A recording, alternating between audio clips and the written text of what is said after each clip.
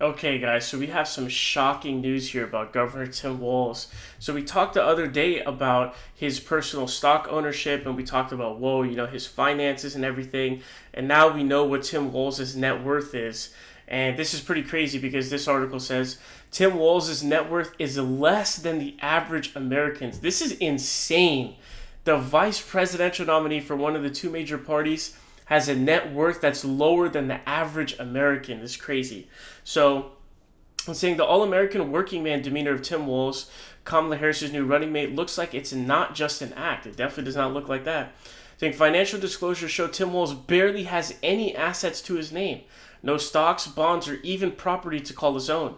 Together with his wife Gwen, his net worth is $330,000, according to a report by the Wall Street Journal citing financial disclosures from 2019, the year after he became Minnesota governor. With that kind of meager nest egg, he would be more or less in line with the median figure for Americans his age, he's 60, and even poorer than the average. 1 in 15 Americans is a millionaire, a recent UBS Wealth report discovered. Meanwhile, the gross annual income of Walz and his wife Gwen accounted to $166,719 before tax in 2022, according to their joint return filed the same year. Walz even entitled to earn more than $127,629 salary he receives as state governor, but he has elected not to receive the roughly $22,000 difference. Quote, Walz represents the stable middle class, tax lawyer Megan Gorman, who authored a book on the personal finances of U.S. presidents, told the paper. The governor's office could not be immediately reached by Fortune for further comment. Walz's personal net worth is a far cry from the estimated $8 million in net assets owned by Kamala Harris. This is in large part to her husband, who was a successful lawyer in California's entertainment industry prior to their move to Washington, D.C. in 2021.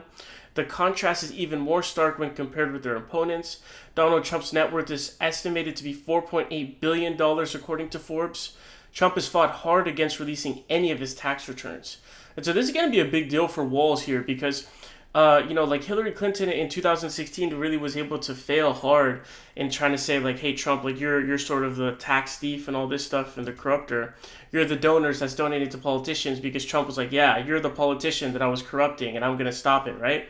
But if you're like Tim Walz on there, and you're somebody who has an average net worth of less than the average American, to be fair, I think usually they use median. But so, he has a net worth less than the average. It's basically impossible to try to pin like the corrupt thing against him because Trump isn't elite, right? But he was basically positioning himself as the elite who was sort of fighting against a corrupt establishment of politicians. But because of this background of Walz where he's so, he has such low money, he has no actual assets to his own, he doesn't own any stocks, none of that stuff, and his average net worth is literally less than the average American, it's basically impossible to try to paint him in any way, shape, or form as some sort of elitist, some rich person, or someone like a corrupt politician or anything like that. There's no way to do that. And so what this is going to do, it's going to create a really interesting dynamic where I think you have a ticket of like, because he didn't go to an Ivy League school either. The typical Democratic national candidate is typically a smarmy douchebag who's like, oh, I'm so smart, I went to Harvard, I got a 4.0. It's never in anything STEM, it's always like law. So, they're just a scammer by trade, basically. That's who it always is. So now you have a ticket where it's going to be, Kamala and Walz, who I think both went to public schools, I believe. And then you have Vance and Trump, who are Ivy Leaguers. And so they're desperately going to try to pin it as a elite versus non-elite kind of thing, or so that's somehow like a fake divide. That was able to work with Hillary Clinton in 2016 because she was deemed a corrupt politician. And so people were like, oh, well, this businessman is exposing the corrupt politician that he corrupted, right? That he was in business with. So we're going to go with the businessman, basically, instead of the corrupt politician, because everyone hates the corrupt politician the most. In 2020, it kind of comes down to the COVID pandemic, and so he loses. If the COVID pandemic doesn't happen, he definitely wins the election in 2020 again because of peace and prosperity under his presidency. The economy was good.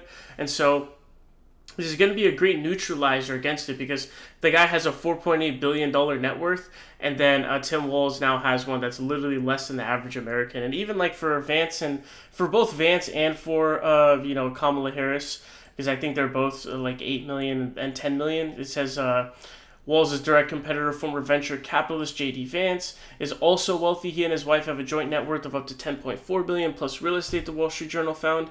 Vance's campaign team did not confirm that figure. A chunk of the value comes from owning stakes in dozens of companies through his Narya capital management firm. Again, like $10.4 million is obviously a large net worth compared to the average person, but when you compare that to rich people, that's literally, you're poor. If you tend $10.4 million comparing yourself to rich people, you're very, very poor. But obviously compared to average Americans, that's really high. Now, 4.8 billion is still, it's on the very low rung, I think, of billionaires. You're pretty low on the rung, but you're obviously vast majority of the population. You're much, much richer than. So this is going to provide a really, really great contrast, and it's going to be really great in terms of neutralizing any impact. I already saw someone on Fox News trying to question whether or not Tim Walz was actually a capitalist because he doesn't own any stocks. I don't know if you guys saw that. That's what he attempted to do. So they're struggling to figure out how to do this. It says a dark horse barely known to the public just weeks ago. The affable Walz emerged as a last-second winner of the Veep Stakes on Tuesday, edging out the popular governor of key battleground state Pennsylvania, Josh Shapiro. And then it just kind of goes on to talk about how pretty much he has this kind of background. And so I think this background is going to be really, really effective for Tim Walz. And I think this is another big pick. This definitely went in because there was reportedly a vetting process that happened. There's a vetting process that happened of Tim Walz and all the candidates, where it's like, okay, what's your background? What potential scandals do you have? What properties do you own, etc.? And so I'm assuming this went in his favor. But it doesn't appear the reporting is saying anything about him being chosen because he's some super progressive guy.